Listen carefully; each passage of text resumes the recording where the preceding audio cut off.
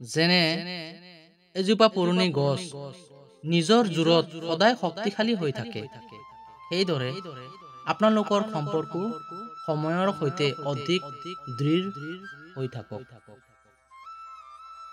আপোনালোকৰ সম্পৰ্ক এই ধৰণৰ এখন কিতাপ যেন হওক, যি মানুহে বাৰৰ পৰা বাৰে গঢ়িব খোজে, সদায় এনেদৰে উজ্জ্বল হৈ হাঁহি থাকক।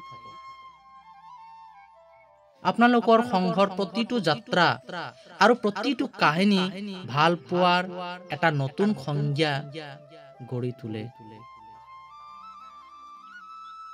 আপোনালোকৰ জীৱনৰ প্ৰতিটো ক্ষণ গোলাপৰ সুবাসৰ দৰে সুবাসিক হওক।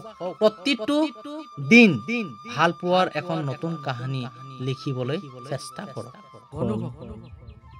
যদি এই মোৰ কথাখিনি আপোনালোকক শুনি যদি ভাল লাগিছে, তেন্তে এটা মিঠা লাইক, এটা মিঠা কমেণ্ট কৰিবলৈ নাপাহৰিব বন্ধুসকল।